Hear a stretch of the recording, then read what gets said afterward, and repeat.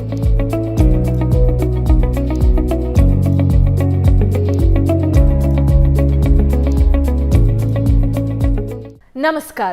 ಜ್ಞಾನ ಮತ್ತು ವಿಜ್ಞಾನದ ಸಂಗಮವೇ ಈ ನಿಮ್ಮ ಆಯುಷ್ಮಾನ್ ಭವ ಕಾರ್ಯಕ್ರಮ. ಒತ್ತಡದ ಈ ಬದುಕಿನಲ್ಲಿ ಆರೋಗ್ಯವಂತ ಕ್ರಿಯಾಶೀಲ ಜೀವನ ನಡೆಸೋದು ನಿಜಕ್ಕೂ ಸವಾಲು. ವಿವಿಧ ಆರೋಗ್ಯ ಸಮಸ್ಯೆಗಳ ಬಗ್ಗೆ, ಆರೋಗ್ಯ ರಕ್ಷಣೆಯ ಬಗ್ಗೆ ಕಾರ್ಯಕ್ರಮದಲ್ಲಿ ತಜ್ಞ ವೈದ್ಯರು ಸಲಹೆ ಸೂಚನೆಗಳನ್ನು ನೀಡುತ್ತಾರೆ. ನೀವು ನಿಮ್ಮ ಮನೆಯಲ್ಲಿಯೇ ಕುಳಿತು ನಿಮ್ಮ ಸಮಸ್ಯೆಗಳಿಗೆ ಪರಿಹಾರವನ್ನು ಕಂಡುಕೊಳ್ಳಬಹುದು. ಇದು ಏಷ್ಯಾನೆಟ್ ಸುವರ್ಣ ನ್ಯೂಸ್ನ ವಿಶೇಷ. ನಾನು ಅಮೃತವರ್ಷಿಣಿ. ಜಾಯಿಂಟ್ ರೀಪ್ಲೇಸ್ಮೆಂಟ್ ಅಥವಾ ಈ ಆಸ್ಟಿಯೋ ಆರ್ಥ್ರೈಟಿಸ್ನಿಂದ ಬಹಳಷ್ಟು ಜನರು ಬಳಲ್ತಾ ಇರ್ತಾರೆ. ಹೇಗಿರಬೇಕಾದ್ರೆ ಜಾಯಿಂಟ್ ರಿಪ್ಲೇಸ್ಮೆಂಟ್ ಅಥವಾ ನೀ ರಿಪ್ಲೇಸ್ಮೆಂಟ್ ಆಗಬೇಕು, ಮುಂಚಿನ ಟ್ರೆಡಿಷನಲ್ ಮೆಥಡ್ಸಿಗೂ ಈಗಿನ ಹೊಸ ಮೆಥಡ್ಸಿಗೂ ಯಾವ ರೀತಿಯ ವ್ಯತ್ಯಾಸ ಇದೆ? ಇತ್ತೀಚೆಗೆ ನಾವು ಮೆಡಿಕಲ್ ಫೀಲ್ಡಲ್ಲಿ ಒಂದು ಹೊಸ ಆವಿಷ್ಕಾರ ಅಂತ ನೋಡೋದಾದ್ರೆ ಅದು ರೋಬೋಟಿಕ್ ರಿಪ್ಲೇಸ್ಮೆಂಟ್, ರೋಬೋಟಿಕ್ ಸರ್ಜರೀಸ್.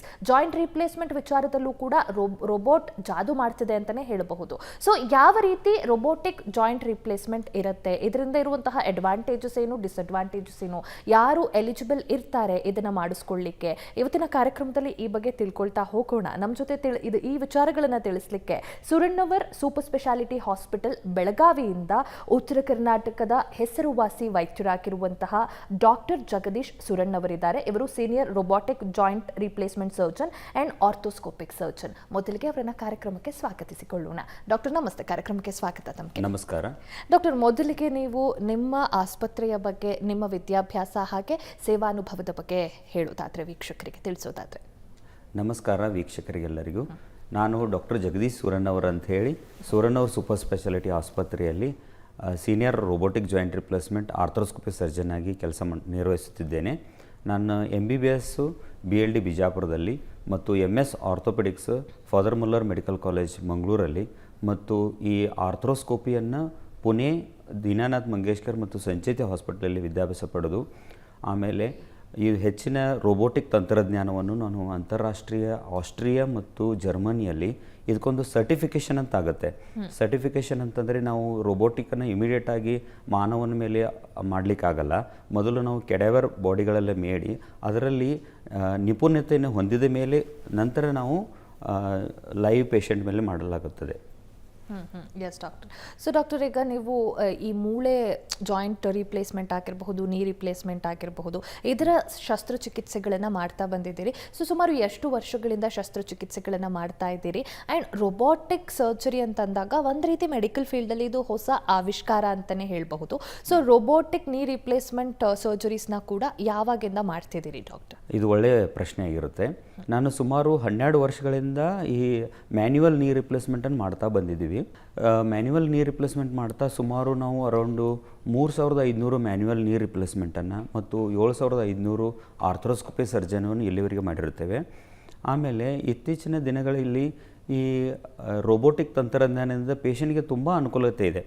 ಹೇಗೆ ಅನುಕೂಲತೆ ಇದೆ ಅಂದರೆ, ಈಗ ರೋಬೋಟ್ ನಾವು ತಂತ್ರಜ್ಞಾನ ಬಳಸೋದ್ರಿಂದ ಅಲ್ಲಿ ನಮಗೆ ಒಂದು ಸರ್ಜಿಕಲ್ ನಿಖರತೆ ಅಂತಿರುತ್ತದೆ. ಅತಿ ಕ್ಲಿಷ್ಟವಾದದ್ದನ್ನು ಹ್ಯೂಮನ್ ಎರರ್ಸ್ ಆಗಬಹುದು, ಅಲ್ಲಿ ಹ್ಯೂಮನ್ ಎರರ್ಸ್ ಆಗಂಗಿಲ್ಲ. ಆಮೇಲೆ ಪೇಷಂಟ್ಗೆ ತುಂಬ ನೋವು ಕಡಿಮೆ ಇರುತ್ತದೆ, ರಕ್ತಸ್ರಾವ ಅನ್ನೋದು ತುಂಬ ಕಡಿಮೆ ಇರುತ್ತದೆ, ಮತ್ತು ಸರ್ಜಿಕಲ್ ಇನ್ಸಿಷನ್ ಮಾಡ್ತೀವಲ್ಲ ಅದು ತುಂಬ ಕಡಿಮೆ ಇರುತ್ತದೆ. ಆಮೇಲೆ ಸಾಫ್ಟ್ ಟಿಶ್ಯೂ ಡಿಸೆಕ್ಷನ್ ಆಗಲಿ ಅದು ತುಂಬ ಕಡಿಮೆ ಇರುತ್ತದೆ. ಆಮೇಲೆ ಆಪ್ರೇಷನ್ ಆದಮೇಲೆ ನಾವು ನೆಕ್ಸ್ಟ್ ಡೇ ಪೇಷಂಟ್ಗೆ ಭೇಟಿ ಆಗ್ಲಿಕ್ಕೆ ಹೋದಾಗ ಪೇಷಂಟಲ್ಲಿ ಒಂದಲೇ ನಗು ಮುಖ ಇರುತ್ತೆ. ಯಾಕಂದರೆ who is a best joint replacement surgeon ಅಂದರೆ ಯಾರಿಗೆ ಆಪ್ರೇಷನ್ನ ನೋವನ್ನು ಕಡಿಮೆ ಇಟ್ಟಿರ್ತಾರೋ ಅವರೇ ಒಳ್ಳೆಯ ಸರ್ಜನ್ ಅಂತ ಪೇಷಂಟ್ಲಿ ಭಾವನೆ. ಈ ರೋಬೋಟಿಕ್ ತಂತ್ರಜ್ಞಾನದಿಂದ ಪೇಷಂಟ್ಗೆ ಪೋಸ್ಟ್ ಆಪರೇಟಿವ್ ಪೇನ್ ತುಂಬ ಕಡಿಮೆ ಇರುತ್ತೆ. ಆಮೇಲೆ ಅವ್ರಿಗೆ ಮ್ಯಾನ್ಯುವಲ್ ನೀ ರಿಪ್ಲೇಸ್ಮೆಂಟಲ್ಲಿ ತುಂಬ ನೋವು ಇರುತ್ತೆ. ಒಂದು ತಿಂಗಳು ಫಿಸಿಯೋಥೆರಪಿ ಭಾಳ ಬೇಕಾಗುತ್ತೆ. ಇದು ಎಕ್ಯುರೇಟಾಗಿ ಫಿಕ್ಸೇಷನ್ ಆಗೋದ್ರಿಂದ ಪೇಷಂಟು ವಿದಿನ್ 6 ಅವರ್ಸಲ್ಲೇ ಎದ್ದು ತಾವೇ ವಾಶ್ರೂಮ್ ಹೋಗೋದಾಗಲಿ ಎಲ್ಲ ಮಾಡ್ತಾರೆ. ಸೊ ಡಾಕ್ಟರ್, ಇಲ್ಲಿವರೆಗೂ ಎಷ್ಟು ಸರ್ಜರೀಸ್ನ ಮಾಡಿದ್ದೀರಿ ಡಾಕ್ಟರ್? ರೋಬೋಟಿಕ್ ನೀಸ್ ರಿಪ್ಲೇಸ್ಮೆಂಟ್ ಅಥವಾ joint replacement robotic knee replacement ಇಲ್ಲಿವರೆಗೆ ನಾವು ಒಂದು 6 ತಿಂಗಳಲ್ಲಿ ಒಂದು 220 ನೀ ಮತ್ತು ಹಿಪ್ ರಿಪ್ಲೇಸ್ಮೆಂಟನ್ನು ಮಾಡಿರ್ತೀವಿ. ಮತ್ತು ಮ್ಯಾನ್ಯುವಲ್ ನೀ ರಿಪ್ಲೇಸ್ಮೆಂಟನ್ನು ಅರೌಂಡ್ 3500 ನೀ ರಿಪ್ಲೇಸ್ಮೆಂಟನ್ನು ಮಾಡಿರ್ತೀನಿ. Yes doctor, that's very nice actually. So doctor, ಈಗ ಈ ಆಸ್ಟಿಯೋ ಆರ್ಥ್ರೈಟಿಸ್ರಿಂದಲೂ ಕೂಡ ಬಹಳಷ್ಟು ಜನ ಬಳಲ್ತಾ ಇರ್ತಾರೆ, ತುಂಬ ತೊಂದರೆಗೆ ಕೂಡ ಒಳಗಾಗಿರ್ತಾರೆ. ಇದರಿಂದ ಶಸ್ತ್ರಚಿಕಿತ್ಸೆಯ ಅವಶ್ಯಕತೆ ಅವಶ್ಯಕತೆ ಇರುತ್ತೆ. ಸೊ ಆಸ್ಟಿಯೋ ಆರ್ಥ್ರೈಟಿಸ್ ಅಂದರೆ ಏನು, ಯಾರಿಗೆ ಆಸ್ಟಿಯೋ ಆರ್ಥ್ರೈಟಿಸ್ ಇರೋರಲ್ಲಿ ಶಸ್ತ್ರಚಿಕಿತ್ಸೆಯ ಅವಶ್ಯಕತೆ ಇರುತ್ತೆ, ಎಲ್ರಿಗೂ ಕೂಡ ಬೇಕಾಗತ್ತಾ? ಇದು ತುಂಬ ಒಳ್ಳೆಯ ಪ್ರಶ್ನೆ. ಜನರಿಗೆ ಇದರಿಂದ ಭಾಳ ನಮ್ಮ ಪೇಷಂಟ್ಗಳೆಲ್ಲ ಕೇಳ್ತಾರೆ, ಇದು ನನಗೂ ಆಗಬಹುದಾ ಅಂಥೇಳಿ. ಈ ಆಸ್ಟಿಯೋ ಆರ್ಥ್ರೈಟಿಸ್ ಅಂದರೆ ಇದೊಂದು ರೋಗ ಅಲ್ಲ, ಇದು ಒಂದು ಈಗ ಮೂಳೆ ಇರುತ್ತಲ್ಲ, ಹೇಗೆ ನಮಗೆ ವಯಸ್ಸಾಗುತ್ತೆ ಅದೇ ಥರ ನಮ್ಮ ಮಂಡಿಗೂ ವಯಸ್ಸಾಗುತ್ತೆ. ಮೇಲಿನ ಬೋನು ಮತ್ತು ಕೆಳಗಡೆ ಬೋನ್ ಎರಡೂ ನಡಬರ್ಕಲ್ಲಿ ಕಾರ್ಟಿಲೇಜು ಮೆನಿಸ್ಕಸ್ ಇರುತ್ತೆ, ಅದು ಸವದು ಹೋಗುತ್ತೆ ಆದಂಗೆಲ್ಲ. ಅದು ವಯಸ್ಸಾದಮೇಲೆ ಬೋನಿಗೆ ಬೋನು ಟಚ್ ಆಗಿ ಅಲ್ಲಿ ನೋವು ಕಂಡು ಬರುತ್ತದೆ. ಇದು ಸಾಮಾನ್ಯವಾಗಿ 50 ವರ್ಷ ಆದಮೇಲೆ ನೋವು ಬರುತ್ತೆ ಎಲ್ಲರಿಗೂ. ಆಮೇಲೆ ಇದರಲ್ಲಿ ಸಿಮ್ಟಮ್ಸ್ ಏನಿರುತ್ತೆ ಅಂದರೆ, ನೀವು ಕುತ್ತಲಿಂದ ಎಳಲಿಕ್ಕೆ ತುಂಬ ನೋವಾಗುತ್ತೆ, ಆಮೇಲೆ ಸ್ಟೆಪ್ಸ್ ಹತ್ತಲಿಕ್ಕೆ ಇಳಿಲಿಕ್ಕೆ ನೋವಾಗುತ್ತೆ. ವಾಕಿಂಗ್ ಹೋಗ್ಬೇಕಂದ್ರೆ 1 ಕಿಲೋಮೀಟ್ರ್ ಹೋದ್ರೂ ವಾಕಿಂಗ್ ನೋವು ಬರಲಿಕ್ಕೆ ಸ್ಟಾರ್ಟ್ ಆಗುತ್ತೆ, ಮಂಡಿ ಉತ್ಕೊಳ್ಳುತ್ತೆ. ಇವೆಲ್ಲ ಲಕ್ಷಣಗಳು. ಮತ್ತು ಯಾರಿಗೆ ಈ ಆಪರೇಷನ್, ಎಲ್ಲ ಮಂಡಿ ನೋವು ಇದ್ದವರಿಗೆಲ್ಲ ಆಪರೇಷನ್ ಅವಶ್ಯಕತೆ ಇಲ್ಲ, ಅದು ತಪ್ಪು ಕಲ್ಪನೆ. ಯಾರಿಗೆ ತುಂಬ ನೋವಿದೆ ಅಂದರೆ 4 ಹಂತಗಳು, ಮೊದಲನೇ ಹಂತ, 2ನೇ ಹಂತದಲ್ಲಿ ಮೆಡಿಸಿನ್ ಫಿಸಿಯೋಥೆರಪಿಯಲ್ಲೇ ಆರಾಮಾಗುತ್ತೆ. 3ನೇ ಹಂತ, 4ನೇ ಹಂತದಲ್ಲಿ ಅಂದರೆ ಸಿವಿಯರ್ ಪೇನ್ ಇರುತ್ತೆ. ಯಾರು ಆಪರೇಷನ್ ಮಾಡಿಸ್ಕೋಬೇಕಂದ್ರೆ ಯಾರಿಗೆ 1 ಕಿಲೋಮೀಟರ್ ನಡಲಿಕ್ಕಾಗಲ್ವೋ, ಅಥವಾ ಯಾರಿಗೆ ವಾರದಲ್ಲಿ 1-2 ಪೇನ್ ಕಿಲ್ಲರ್ ನೋವಿನ ಮಾತ್ರೆ ಬೇಕಾಗುತ್ತೋ, ಅಥವಾ ಆ್ಯಕ್ಟಿವಿಟಿ ಆಫ್ ಡೈಲಿ ಲಿವಿಂಗ್ ಅಂತ ಕರಿತೀವಿ, ಅದು ದಿನನಿತ್ಯ ಕಾರ್ಯಕ್ರಮದಲ್ಲಿ ನೋವು ಕಾಣಿಸುತ್ತದೆಯೋ ಅವರಿಗೆ ಮಾತ್ರ ಸರ್ಜರಿ ಅವಶ್ಯಕತೆ ಇದೆ. ಎಲ್ಲ ಮಂಡಿ ನೋವಿಗೆ ಸರ್ಜರಿ ಅವಶ್ಯಕತೆ ಇಲ್ಲ. ಡಾಕ್ಟರ್, ಈಗ ಡಾಕ್ಟರ್ ಸುರಣ್ಣವರ್ ಮಲ್ಟಿ ಸ್ಪೆಷಾಲಿಟಿ ಆಸ್ಪತ್ರೆಯಲ್ಲಿ ರೊಬಾಟಿಕ್ ಸರ್ಜರೀಸ್ನ ನೀವು ಇಂಟ್ರಡ್ಯೂಸ್ ಮಾಡಿದ್ದೀರಿ. ಸೊ ಯಾವಾಗ ಇಂಟ್ರಡ್ಯೂಸ್ ಮಾಡಿದ್ದು, ಯಾಕೆ ಡಾಕ್ಟರ್ ರೊಬಾಟಿಕ್ ಸರ್ಜರಿ ನಿಮ್ಮ ಆಸ್ಪತ್ರೆಯಲ್ಲಿ ಬೇಕು ಅಂತ ನಿಮ್ಗೆ ಅನ್ನಿಸ್ತು? ನಾನು ಸುಮಾರು ಒಂದು 10 ವರ್ಷದಿಂದ ಮ್ಯಾನ್ಯುವಲ್ ನೀ ರಿಪ್ಲೇಸ್ಮೆಂಟ್ ಮಾಡ್ತಾ ಬಂದಿದ್ವಿ. ಮ್ಯಾನ್ಯುವಲ್ ನೀ ರಿಪ್ಲೇಸ್ಮೆಂಟ್ ಮಾಡ್ತಾ ಏನಾಯ್ತಂದರೆ, ತುಂಬ ಜನ ನಾವು ಮಾಡೋದು ಆಯುಷ್ಮಾನ್ ಭಾರತ್, ಯಶಸ್ವಿನಿ, ಆಮೇಲೆ ಮಧ್ಯಮ ವರ್ಗದವರಿಗೆ, ಬಡವರಿಗೆ ಮಾಡ್ತಾಯಿದ್ವಿ. ಆದರೆ ಶ್ರೀಮಂತ ವರ್ಗದವರಾಯಿತು ನೀ ರಿಪ್ಲೇಸ್ಮೆಂಟ್ಗೆ ಬೆಂಗಳೂರಿಗೆ, ಆಮೇಲೆ ಮೆಟ್ರೋಪಾಲಿಟನ್ ಸಿಟಿ ಪುಣೆ, ಮುಂಬೈಗೆ ಹೋಗಿ ಮಾಡಿಸ್ಕೊಂಡು ಬರ್ತಾಯಿದ್ರು. ನಂದು ಉದ್ದೇಶ ಏನಿತ್ತಂದರೆ, ಯಾಕೆ ರೋಬೋಟಿಕ್ ನಾವು ಬೆಳಗಾಮಲ್ಲಿ ಉತ್ತರ ಕರ್ನಾಟಕದಲ್ಲಿ ಪ್ರಪ್ರಥಮವಾಗಿ ತಂದಿದ್ದೀವಿ ಅಂದರೆ, ವಿಶ್ವ ಮಟ್ಟದ ಚಿಕಿತ್ಸೆಯನ್ನು ಸ್ಥಳೀಯವಾಗಿ ನಮ್ಮ ಮಧ್ಯಮ ವರ್ಗದವರಿಗೆ, ಬಡವರಿಗೆ ಸಿಗಲಿ ಅನ್ನೋದೇ ನಮ್ಮ ಆಶಯವಾಗಿತ್ತು. ಸೊ ಡಾಕ್ಟರ್, ಈಗ ಈ ರೀತಿ ರೊಬಾಟಿಕ್ ಶಸ್ತ್ರಚಿಕಿತ್ಸೆ ಅಂತಂದಾಗ ಎಷ್ಟೋ ಜನಕ್ಕೆ ಗೊತ್ತೇ ಇರೋದಿಲ್ಲ, ಏನಿದು ರೊಬಾಟಿಕ್ ಸರ್ಜರಿ, ಯಾವ ರೀತಿ ಇರುತ್ತೆ, ಈ ರೀತಿ ಪ್ರಶ್ನೆಗಳಿರುತ್ತೆ. ಸೊ ಮೊದಲಿಗೆ ರೊಬಾಟಿಕ್ ಸರ್ಜರೀಸ್ ಅಂದರೆ ಏನು ಡಾಕ್ಟರ್? ಈ ರೊಬಾಟ್ನ ಎಲ್ಲೆಲ್ಲಿ ಬಳಸಲಾಗತ್ತೆ? ರೊಬಾಟಿಕ್ ಸರ್ಜರಿ ಅಂತಂದರೆ ಏನಾಗುತ್ತೆ, ಪೇಷಂಟ್ ನಮ್ಮ ಹತ್ರ ಬಂದ ಮೇಲೆ ಅವ್ರದ್ದು CT ಸ್ಕ್ಯಾನ್ ಮಾಡ್ತೀವಿ. CT ಸ್ಕ್ಯಾನ್ ಮಾಡಿ ಅದನ್ನು 3D ಇಮೇಜಲ್ಲಿ ಕ್ಯಾಲ್ಕುಲೇಷನ್ ಮಾಡಿ ಅದನ್ನು ರೋಬೋಟ್ಗೆ ಫೀಡ್ ಮಾಡ್ತೀವಿ. ರೋಬೋಟ್ಗೆ ಫೀಡ್ ಮಾಡಿದ ತಕ್ಷಣ ರೋಬೋಟ್ ಏನು ಮಾಡುತ್ತದೆ, ಆ ಪೇಷಂಟಿಗೆ ಅನುಗುಣವಾಗಿ ಯಾವುದು ಸೈಜ್, ಮೇಲಿನ ಬೋನಿನ ಸೈಜು, ಕೆಳಗಡೆ ಸೈಜು ಮತ್ತು ಪಾಲಿ ಸೈಜು ನಿಖರವಾಗಿ ಅದು ಕಂಡುಹಿಡಿದು ಅದನ್ನೇ ನಮಗೆ ಆಪರೇಷನ್ ಮಾಡುವಾಗ ಅನುಕೂಲ ಮಾಡುತ್ತದೆ. ಅಂದರೆ ಅಕ್ಯುರೇಟಾಗಿ 90 ಡಿಗ್ರಿ ಕಟ್ ಆಗಿರ್ಬೋದು, ಫೀಮರ್ 3 ಡಿಗ್ರಿ ಎಕ್ಸ್ಟರ್ನಲ್ ರೊಟೇಷನ್ ಆಗಿರ್ಬೋದು. ಅಂದರೆ ಈ ಸರ್ಜರಿದ ಅಕ್ಯುರಸಿ ತುಂಬ ಹೆಚ್ಚಾಗುತ್ತೆ ರೋಬೋಟ್ದಿಂದ. ಅಂದರೆ ನಾವೊಂದು ಹೇಳ್ತೀವಿ, ಇಲ್ಲಿ ರೋಬೋಟ್ ಬಂದ ತಕ್ಷಣ ಎಲ್ಲ ಸರ್ಜನ್ಗೆಲ್ಲ ಹೋಗಿ ಎಲ್ಲ ಫುಲ್ಲಿ ರೋಬೋಟೇ ಮಾಡ್ತದೆ ಅಂತೆಲ್ಲ ಹಾಗಿರಲ್ಲ. Robots will not replace surgeons. Robotic technology will empower surgeon in giving best results to the patients. Yes, doctor. So doctor, ಈಗ ಈ robotic joint replacement surgeries ನೀವು ಮಾಡ್ತಿರೋದು, and manual joint replacement surgeryಗೂ ಈ robotic joint replacement surgeriesಗೂ ಎಷ್ಟು difference ಇದೆ doctor? What is the major difference? This is very good question. ಹೇಗೆ ಆಗುತ್ತೆ ಅಂದರೆ, ಮ್ಯಾನ್ಯುವಲ್ ನೀ ರಿಪ್ಲೇಸ್ಮೆಂಟ್ ಅಂದರೆ ಪೇಷಂಟ್ ಬಂದ ತಕ್ಷಣ ನಾವು ಸ್ಟಡಿ ಮಾಡ್ತೀವಿ, ಎಕ್ಸ್ರೇ ನೋಡ್ತೀವಿ, ಮನುಷ್ಯನೇ ಹೋಗಿ ಇನ್ಸಿಷನ್ ತೊಗೊಂಡು ನಾವು ಅನ್ಕೋತೀವಿ ಏನಂದರೆ ಇದನ್ನು 90 ಡಿಗ್ರಿಗೆ ಹಾಕಬೇಕು, 3 ಡಿಗ್ರಿ. ನಮಗೂ ಈ 3 ಡಿಗ್ರಿ 5 ಡಿಗ್ರಿ ಹ್ಯೂಮನ್ ಎರರ್ಸ್ ಆಗುತ್ತೆ, ಪ್ರಿಸಿಷನ್ನಾಗಿ ಮಾಡಲಿಕ್ಕಾಗಲ್ಲ. ಮತ್ತು ಸಾಫ್ಟ್ ಟಿಶ್ಯೂ ಡಿಸೆಕ್ಷನ್ನು, ಬ್ಲೀಡಿಂಗು ತುಂಬ ಹೆಚ್ಚಾಗುತ್ತೆ. ಅದೇ ರೋಬೋಟಿಕಲ್ಲಿ ಏನಾಗುತ್ತೆ ಅಂದರೆ, ನಾವು ಪಿನ್ ಟು ಪಿನ್ ಅಂದರೆ ಸಬ್ ಮಿಲಿಮೀಟರ್ ಎಕ್ಯುರಸಿಯಲ್ಲಿ ಬೋನ್ ಕಟ್ ಮಾಡೋದಾಗಲಿ, ಅನ್ನೆಸೆಸರಿ ಸಾಫ್ಟ್ ಟಿಶ್ಯೂ ಡಿಸೆಕ್ಷನ್ ಆಗಲಿ, ಜಾಸ್ತಿ ರಕ್ತಸ್ರಾವ ಆಗೋದಾಗಲಿ ಇದು ಆಗೋದಿಲ್ಲ. ಆಮೇಲೆ ಪೇಷಂಟ್ಗೆ ನಾವು ಎಕ್ಯುರೇಟಿಯಿಂದ ಕಟ್ ಮಾಡೋದ್ರಿಂದ ಪೇಷಂಟ್ಗೆ ಮೂಮೆಂಟ್ಸ್ ತುಂಬ ಬೇಗಾಗಿ ಬರುತ್ತೆ, ನೋವು ಜಾಸ್ತಿ ಇರಲ್ಲ, ಪ್ರಿಸೈಸ್ಡ್ ಆಪರೇಷನ್ ಅಂತಾನೆ ಕಾಂಪ್ಲಿಕೇಶನ್ ತುಂಬ ಕಡಿಮೆ ಇರುತ್ತೆ. Yes doctor. ಡಾಕ್ಟರ್, ಈಗ ರೊಬಾಟಿಕ್ ಸರ್ಜರಿ ಅಂತ ಇದ್ದಾಗ ಜನರಲ್ಲಿ ಸಾಮಾನ್ಯವಾಗಿ ಉದ್ಭವವಾಗುವ ಪ್ರಶ್ನೆಗಳು ಏನು ಅಂತಂದರೆ, ದ್ಯಾಟ್ ರೋಬೋಟ್ ಸರ್ಜರಿ ಮಾಡುತ್ತಾ, ಡಾಕ್ಟರ್ಸ್ ಇರಲ್ವಾ, ರೋಬೋಟ್ ಸರ್ಜರಿ ಮಾಡುತ್ತೆ ಅಂದರೆ ಹೇಗೆ ನಂಬೋದು, ರೋಬೋಟ್ ಹೆಂಗೆ ಸರ್ಜರಿ ಮಾಡುತ್ತೆ, ಡಾಕ್ಟರ್ಸೇ ಇರೋದಿಲ್ವಾ, ಈ ರೀತಿ ಒಂದಷ್ಟು ಡೌಟ್ಸ್ ಇರುತ್ತೆ, ಏನಾದರೂ ಹೆಚ್ಚು ಕಮ್ಮಿ ಆಗಿಬಿಟ್ರೆ ಅನ್ನೋ ರೀತಿ. ಸೊ ರೊಬಾಟಿಕ್ ಸರ್ಜರಿ ಅಂತಂದಾಗ ಡಾಕ್ಟರ್, ವೈದ್ಯರ ಪಾತ್ರ ಇಲ್ಲಿ ಏನಾಗಿರುತ್ತೆ? ಒಂದು ರೊಬಾಟಿಕ್ ಸರ್ಜರಿ ಆಗ್ತಾ ಇದೆ ಅಂತಂದಾಗ ಅಲ್ಲಿ ಎಷ್ಟು ಜನ ವೈದ್ಯರಿರ್ತಾರೆ, ರೋಬೋಟ್ನ ಯಾವ ರೀತಿ ನೀವು ಆಪ್ರೇಟ್ ಮಾಡ್ತೀರಿ, ಆಪ್ರೇಟ್ ಮಾಡಿ ಸರ್ಜರಿ ಆಗತ್ತೆ, ಈ ಬಗ್ಗೆ ಒಂದು ಆ ಪ್ರೋಸೆಸ್ ಬಗ್ಗೆ ಹೇಳೋದಾದ್ರೆ ಡಾಕ್ಟರ್ ನೀವು.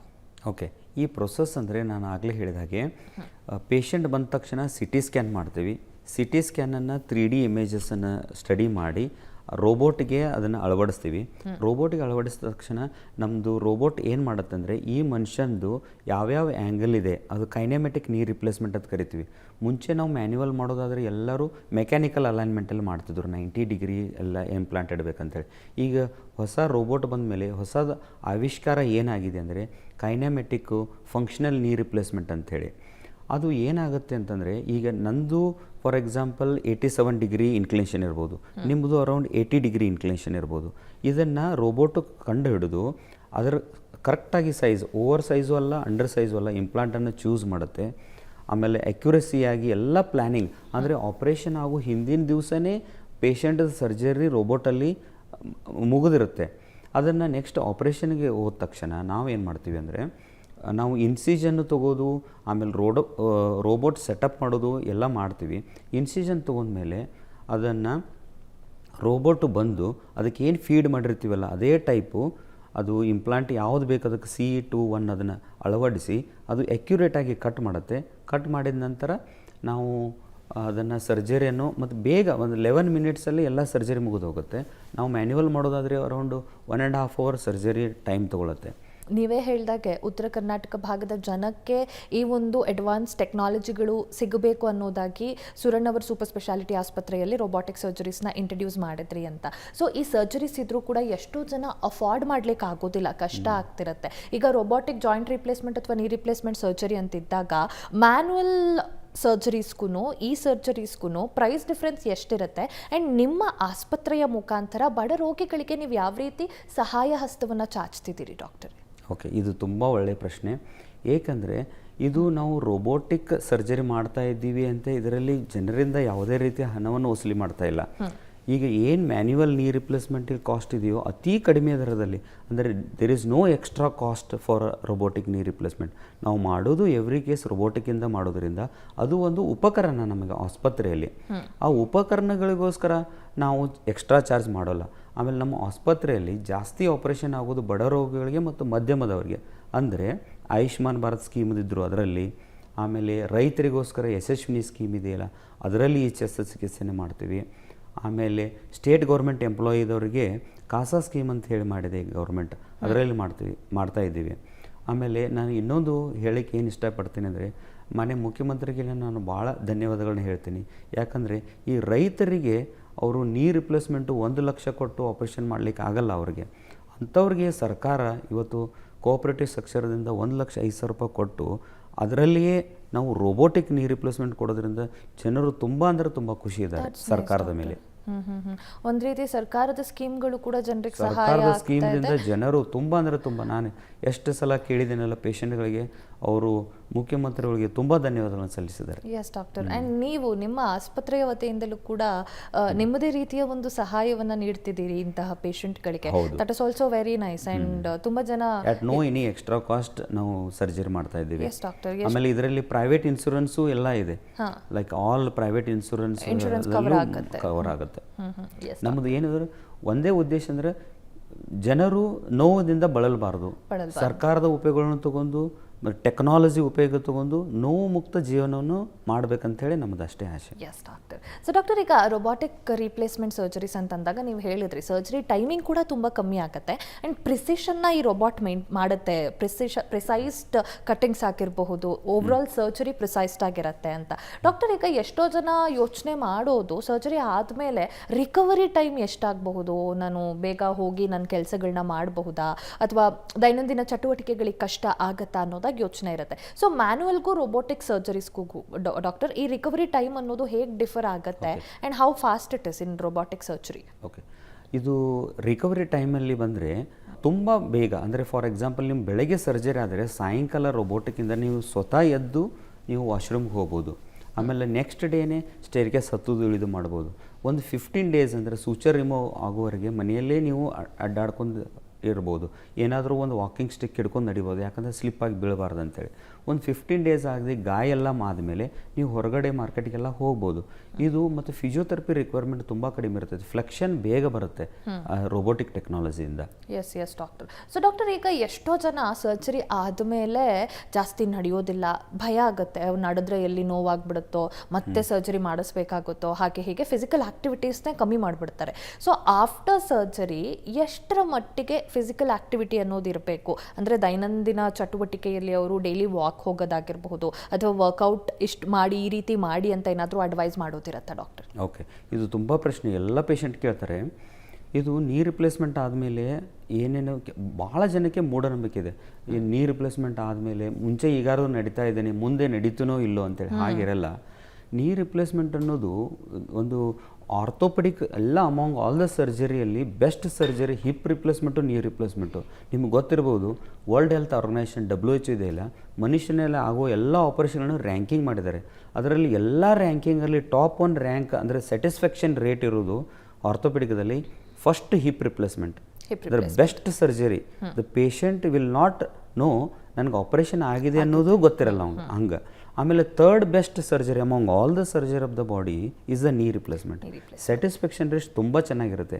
ಆದರೆ ನಾನು ಸರ್ಜನ್ಗೆ ಏನು ಹೇಳೋಕ್ಕೆ ಇಷ್ಟಪಡ್ತೀನಿ ಅಂದರೆ, ಪೇಷಂಟ್ ಸೆಲೆಕ್ಷನ್ ತುಂಬ ಚೆನ್ನಾಗಿರಬೇಕು. ಅರ್ಲಿ ಆಸ್ಟಿಯೋಆರ್ಥರೈಟಿಸಲ್ಲಿ ಸರ್ಜರಿ ಮಾಡಲಿಕ್ಕೆ ಹೋಗಬಾರ್ದು. ಎಂಡ್ ಸ್ಟೇಜ್ ಆಸ್ಟಿಯೋಆರ್ಥರೈಟಿಸಲ್ಲಿ ಮಾಡಬೇಕು. ಆಮೇಲೆ ಯಾವುದೂ ನ್ಯೂರಲಾಜಿಕಲ್ ಡಿಸೀಸ್ ಇರಬಾರ್ದು, ಸ್ಪೈನ್ ಪ್ರಾಬ್ಲಮ್ ಇರಬಾರ್ದು. ಹಾಗಿದ್ರೆ 100% ಗ್ಯಾರಂಟಿಯಾಗಿ ಆಪರೇಷನ್ ತುಂಬ ಚೆನ್ನಾಗಿರುತ್ತೆ. ಸಕ್ಸಸ್ ರೇಟ್ ತುಂಬ ಚೆನ್ನಾಗಿರುತ್ತೆ. ನಮ್ಮಲ್ಲಿ ಬರೋ ಪೇಷಂಟ್ಗಳೆಲ್ಲ ಹೇಗೆಂದರೆ, ನಾವೊಂದು ಆಪರೇಷನ್ ಮಾಡಿರ್ತಲ್ಲ ಒಂದು ಊರಲ್ಲಿ, ಅವ್ನು ಮುಂಚೆ ಹೀಗೆ ಅಡ್ಡಾಡ್ತಿರ್ತಾನೆ, ಆಮೇಲೆ ಸ್ಟ್ರೇಟಾಗಿ ಅಡ್ಡಾಡಂತಲೇ ಅವ್ನು ನೋಡಿ ಒಂದು 7-8 ಜನ ಅವ್ರದ್ದು operation patient brings patients. Yes doctor, ಈಗ ಆರ್ಥೋಪೆಡಿಕ್ ಫೀಲ್ಡ್ನಲ್ಲಿ ನಿಮ್ಮ ಅಚೀವ್ಮೆಂಟ್ಸ್ ಬಗ್ಗೆ ವೀಕ್ಷಕರಿಗೆ ತಿಳಿಸೋದಾದರೆ ಡಾಕ್ಟರ್? ಓಕೆ, ಆರ್ಥೋಪೆಡಿಕಲ್ಲಿ ನಾವು ಸುಮಾರು ಒಂದು 10 ವರ್ಷದಿಂದ ಬೆಳಗಾವಿಯಲ್ಲಿ, ಉತ್ತರ ಕನ್ನಡದಲ್ಲಿ ಪ್ರಾಕ್ಟೀಸ್ ಮಾಡ್ತಾ ಇದ್ದೇನೆ. ಇವಾಗ ನಾವು ಬೆಳಗಾವಿಯಲ್ಲಿ ಪ್ರಪ್ರಥಮ ಬಾರಿಗೆ ಫಸ್ಟ್ ರೋಬೋಟಿಕ್ ಜಾಯಿಂಟ್ ರಿಪ್ಲೇಸ್ಮೆಂಟನ್ನು ನಾವು ಇಂಟ್ರೊಡ್ಯೂಸ್ ಮಾಡಿದ್ದೀವಿ. ಅದು ಮೊದಲನೇದಾಗಿ. ಇನ್ನೊಂದು ಹೇಳಬೇಕಂದ್ರೆ, ನಮಗೆ ನಾನು 10 ವರ್ಷದ ಹಿಂದೆ ಯುರೋಪ್ಗೆ ಹೋಗಿ ಕಲಿತು ಬಂದಿದ್ದೆ.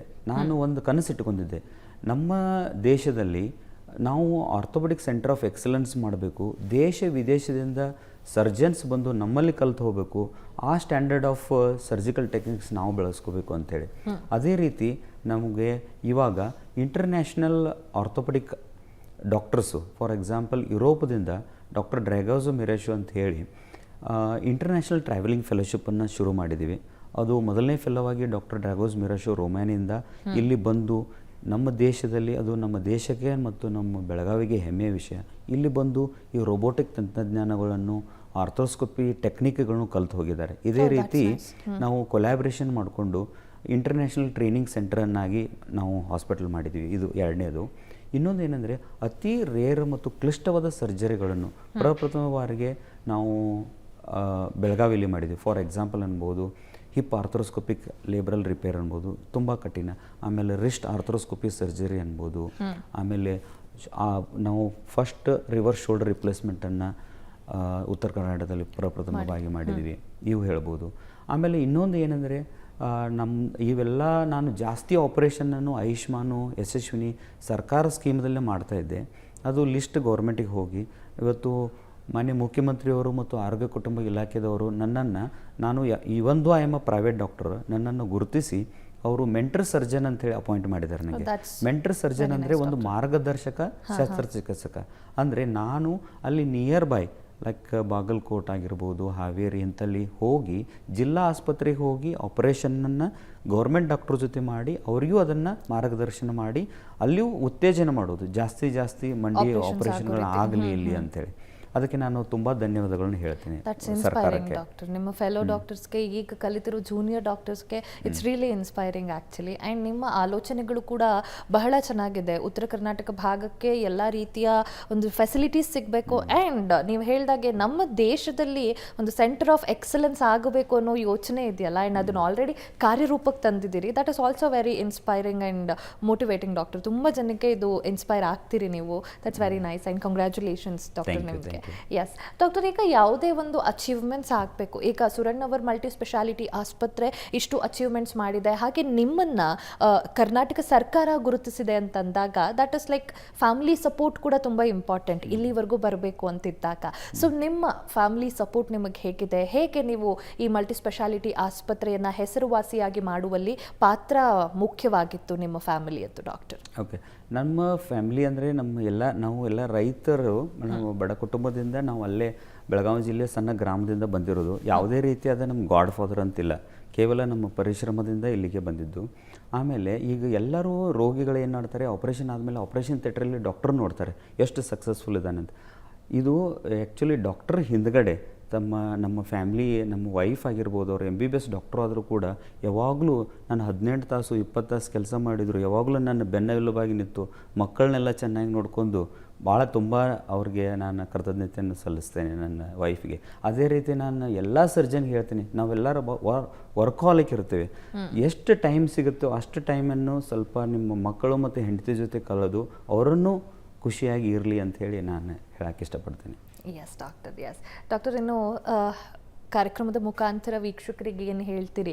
ಎಷ್ಟೋ ಜನ ಆರೋಗ್ಯದ ಬಗ್ಗೆ ನೆಗ್ಲಿಜೆನ್ಸ್ ತೋರಿಸ್ತಿರ್ತಾರೆ, ಬೇಗ ಆಸ್ಪತ್ರೆಗಳನ್ನು ರೀಚ್ ಆಗೋ ಸಂದರ್ಭದಲ್ಲಿ ಸಮಯ ಮೀರೋಗಿರುತ್ತೆ ಆ್ಯಂಡ್ ಕಾಂಪ್ಲಿಕೇಶನ್ಸ್ ಹೆಚ್ಚಾಗಿರುತ್ತೆ. ಆ್ಯಂಡ್ ಈಗ ನಾರ್ತ್ ಕರ್ನಾಟಕದಲ್ಲಿ ಜನರಿಗೆ ಅವೇರ್ನೆಸ್ ಕಮ್ಮಿ ಆಗಿಬಿಟ್ಟಿದೆ. ಯಾವುದೇ ಒಂದು ಸಮಸ್ಯೆಗೆ ಅಲ್ಲಿಯೇ ಚಿಕಿತ್ಸೆ ಇದೆ ಅನ್ನೋದು ಗೊತ್ತಿಲ್ಲ, ಯಾವ ರೀತಿ ಚಿಕಿತ್ಸೆ ತಗೋಬೇಕು ಅನ್ನೋದು ಕೂಡ ಗೊತ್ತಿರೋದಿಲ್ಲ. ಸೊ ಏನು ಹೇಳಲಿಕ್ಕೆ ಇಷ್ಟಪಡ್ತೀರಿ ಡಾಕ್ಟರ್ ಕಾರ್ಯಕ್ರಮದ ಮುಖಾಂತರ? ಓಕೆ, ನಾ ಕಾರ್ಯಕ್ರಮದ ಮೂಲಕ ಏನು ಹೇಳ್ತೀನಿ ಅಂದರೆ, ನಿಮಗೆ ಮಂಡಿ ನೋವು ಬಂದ ತಕ್ಷಣ ಅದನ್ನು ವೇಟ್ ಮಾಡ್ಲಿಕ್ಕೆ ಹೋಗಬೇಡಿ. ಫಾರ್ ಎಕ್ಸಾಂಪಲ್ ನಾನು ನೋಡ್ತೀನಿ ಎಷ್ಟೋ ಜನ, ಫಾರ್ ಎಕ್ಸಾಂಪಲ್ ಯಂಗ್ ಏಜಲ್ಲಿ ಮೊಣಕಾಲು ನೋವು ಬಂದಿರ್ತಾರೆ. ಆ ಮೊಣಕಾಲು ನೋವಾದಾಗ ಅದನ್ನು MRI ಮಾಡಿ ಡಯಾಗ್ನೋಸ್ ಮಾಡಬೇಕು. ಒಳಗಡೆ ಮೆನಿಸ್ಕಸ್ ಟಿಯರ್ ಅಂತ ಆಗಿರುತ್ತೆ, ಲಿಗಾಮೆಂಟ್ ಟಿಯರ್. ಆ ಲಿಗಾಮೆಂಟ್ ಪೇನ್ ಕಿಲ್ಲರ್ ತೊಗೊಂಡ್ರೆ ಒಂದು 6 ತಿಂಗಳು ನೋವು ಬರಲ್ಲ ಅದು. ಆದರೆ ಅದು ಏನಾಗುತ್ತೆ ಅಂದರೆ 6 ತಿಂಗಳು ಅದೇ ಥರ ಬಿಟ್ಟರೆ ಅದು ಲಿಗಾಮೆಂಟು ಒಳಗಡೆ ಎಲುಬಿಗೆ ಕೊರೆದು ಕಾರ್ಟಿಲೇಜ್ ಇಂಜುರಿ. ಈಗ ಹೇಗೆ ಪಂಚರಾದ ಗಾಡಿಯನ್ನು ಓಡಿಸಿದರೆ ಹೇಗೆ ಎಲ್ಲ ಜಾಯಿಂಟ್ ಗಾಲಿ ಡ್ಯಾಮೇಜ್ ಆಗುತ್ತಲ್ಲ, ಅದು ಮುಂದೆ ಹೋಗಿ ಸಿವಿಯರ್ ಆಸ್ಟಿಯೋಆರ್ಥರೈಟಿಸ್ ಆಗಿ ನೀ ರಿಪ್ಲೇಸ್ಮೆಂಟ್ಗೆ ಬರ್ತಾರೆ. ಅದಕ್ಕೆ ಅರ್ಲಿ ಸ್ಟೇಜಲ್ಲಿ ನೀವು ಡಾಕ್ಟ್ರನ್ನ ಭೇಟಿಯಾಗಿ ಅದು ಡಯಾಗ್ನೋಸ್ ಮಾಡಿಕೊಂಡು ಅದರ ಶಸ್ತ್ರಚಿಕಿತ್ಸೆ ತೊಗೋಬೇಕು ಅನ್ನೋದು. ಮತ್ತು ಶಸ್ತ್ರಚಿಕಿತ್ಸೆಯಲ್ಲಿ ಇನ್ನೊಂದು, ಇದನ್ನು ಹೇಗೆ ತಡೆಗಟ್ಟಬಹುದು ಅನ್ನೋದಿದೆ. ಇದು ಸಾಮಾನ್ಯವಾಗಿ ಮೊಣಕಾಲು ನೋವು ತುಂಬ ಬೊಜ್ಜಿದ್ದವರಿಗೆ ಬರುತ್ತೆ. ನಾನು ಏನು ಹೇಳೋಕ್ಕೆ ಇಷ್ಟಪಡ್ತೀನಿ ಅಂತಂದರೆ, ಒಬೆಸಿಟಿಯನ್ನು ಕಂಟ್ರೋಲ್ ಮಾಡ್ಕೋಬೇಕು. ಆಮೇಲೆ ಅದಕ್ಕೆ ಸರಿಯಾದ ಚಿಕಿತ್ಸೆಯನ್ನು, ಆಹಾರ ಪದ್ಧತಿ ನೋಡಿಕೊಂಡು ಮೊಣಕಾಲು ನೋವು ಬರಲಾರ್ದಾಗೆ ನೋಡ್ಕೋಬೇಕು. ಒಮ್ಮೆ ಮೊಣಕಾಲು ನೋವು ಸ್ಟಾರ್ಟ್ ಆದರೆ ನೀವು ಡೀಪ್ ಫ್ಲೆಕ್ಷನ್ ಅಂದರೆ ಅಪ್ಪಚಪ್ಪಳ ಕುಂಡ್ಕೋದಾಗಲಿ, ಇಂಡಿಯನ್ ಟಾಯ್ಲೆಟ್ ಕೂತ್ಕೋದಾಗಲಿ, ಸ್ಟೇರ್ಕೇಸ್ ಹತ್ತೋದು, ಅನ್ಇವನ್ ವಾಕಿಂಗ್ ಸರ್ಫೇಸಲ್ಲಿ ಮಾಡೋದೆಲ್ಲ ಮಾಡಬಾರ್ದು. ಆಮೇಲೆ ಡಾಕ್ಟ್ರ್ ಹೇಳಿದಾಗೆ ಫಿಸಿಯೋಥೆರಪಿ ಕೂಡ ತೊಗೊಂಡು ಅದು ಆರಂಭದ ಹಂತದಲ್ಲೇ ಕಂಟ್ರೋಲಲ್ಲಿ ಇಟ್ಕೋದು ತುಂಬ ಯಶಸ್ಸು. ಒಂದು ವೇಳೆ ಸವಕಳಿ ಆದಮೇಲೆ, ತುಂಬ ನೋವಿದ ಮೇಲೆ ಮೂಢನಂಬಿಕೆಯಿಂದ ಆಪರೇಷನ್ ಸಕ್ಸಸ್ ಆಗಲ್ಲ ಅನ್ನೋದು ತಲೆಯಲ್ಲಿ ಇಟ್ಕೊಂಡು ಜೀವನ ಪೂರ್ತಿ ನೋವಿನಿಂದ ಬಳಲಕ್ಕೆ ಹೋಗಬಾರ್ದು. ಇದು ತುಂಬ ಸಕ್ಸಸ್ಫುಲ್ ಸರ್ಜರಿ ಆಗಿದ್ದರಿಂದ ಇದು ತಂತ್ರಜ್ಞಾನವನ್ನು, ರೊಬೋಟಿಕ್ ನೀವು ಅದನ್ನು ಉಪಯೋಗ ಪಡ್ಕೋಬೇಕು. ನೋವು ಮುಕ್ತ ಜೀವನವನ್ನು ನೀವು ಬದುಕಬೇಕಂತ ಹೇಳಿ ನಾವು ಉತ್ತರ ಕರ್ನಾಟಕ ಜನರಿಗೆಲ್ಲ ಹೇಳಕ್ಕೆ ಇಷ್ಟಪಡ್ತೀನಿ. Yes doctor, thank you so much. ಇವತ್ತಿನ ಕಾರ್ಯಕ್ರಮದಲ್ಲಿ ನಮ್ಮೊಟ್ಟಿಗೆ ಈ ಆಸ್ಟಿಯೋಆರ್ಥರೈಟಿಸ್ ಬಗ್ಗೆ, robotic joint and knee replacement surgeries ಬಗ್ಗೆ ತಿಳಿಸ್ಕೊಡ್ರಿ. Thank you so much for joining us today doctor. Thank you, ನಮಸ್ಕಾರ. ನೋಡಿದ್ರಲ್ಲ ವೀಕ್ಷಕರೇ, ಇದಾಗಿತ್ತು ಈ ಹೊತ್ತಿನ ವಿಶೇಷ ಆಯುಷ್ಮಾನ್ ಭವ ಕಾರ್ಯಕ್ರಮ. ನೇರ ದಿಟ್ಟ ನಿರಂತರ ಸುದ್ದಿಗಾಗಿ ನೋಡ್ತಾ ಇರಿ ಏಷ್ಯಾನೆಟ್ ಸುವರ್ಣ ನ್ಯೂಸ್.